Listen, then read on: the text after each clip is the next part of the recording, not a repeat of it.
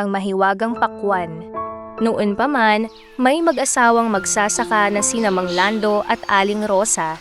Matanda na sila, ngunit masipag pa ring nagtatrabaho sa kanilang munting bukid. Araw-araw silang nagdarasal bago magsimula sa pagtatanim. Sinabi ni Mang Lando, "Salamat po Panginoon sa bawat araw na ibinibigay ninyo sa amin." Isang araw, habang naglilinis ng bukid, may nakita silang kakaibang buto ng pakwan. Maingat nila itong itinanim. Araw-araw nila itong dinidiligan, inaalagaan, at ipinagdarasal. Lumipas ang ilang linggo, napansin nilang may tumubong pakwan na mas malaki kaysa sa lahat ng kanilang itinanim. Namangha ang buong baryo. Walang sinuman ang nakakita ng ganoon kalaking pakwan. Nang dumating ang araw ng pag-aani, maingat nilang binuksan ang higanteng pakwan. Biglang kumislap ang isang napakaliwanag na liwanag. Sa loob nito ay may isang napakagandang sanggol na babae na nakangiti. Hindi siya umiiyak. Parang hinihintay niya sila.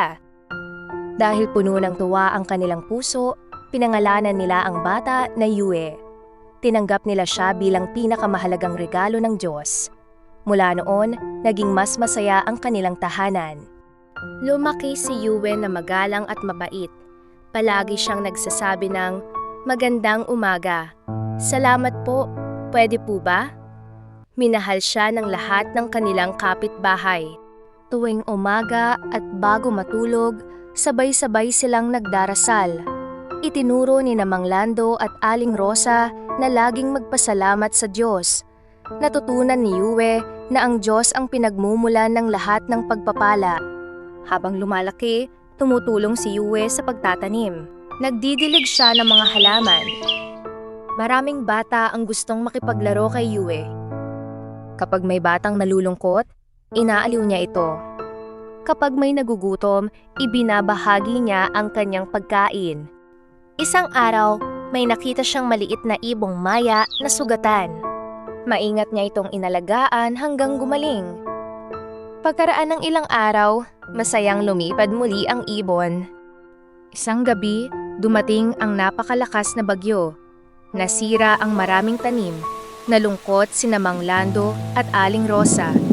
Ngunit sinabi ni Yue, "Magtiwala po tayo sa Diyos. Hindi niya tayo pababayaan." Pagkatapos ng bagyo, nagtanim silang muli. Tinulungan sila ng mga kapitbahay dahil naging mabuti sila sa lahat. Masaya silang nagtulungan. Lumipas ang ilang buwan, mas marami pang pakwan ang kanilang naani kaysa dati. Nagpasalamat silang lahat sa Diyos. Hindi nila ibinenta ang lahat ng kanilang ani. Nagbigay sila ng pakwan sa mga matatanda. Nagbigay din sila sa mga batang walang makain. Lalong dumami ang kanilang mga kaibigan. Nagtanim si Yue ng mga bulaklak, gulay at mga puno. Dumating ang mga paru-paro, bubuyog at mga ibon. Naging makulay ang kanilang hardin. Unti-unting ginaya ng buong baryo ang kabutihan ni Yue. Mas naging magalang ang mga bata, mas naging matulungin ang mga matatanda, naging masaya ang kanilang komunidad. May nagtanong kay Yue, "Bakit lagi kang masaya?" Ngumiti siya at sinabi, "Kapag mahal mo ang Diyos at ang kapwa, laging puno ng saya ang puso." Isang gabi, sabay-sabay silang tumingin sa maliwanag na mga bituin. Nagpasalamat sila sa Diyos sa himalang nagdala kay Yue sa kanilang buhay. Niyakap nila ang isa't isa ng may pagmamahal.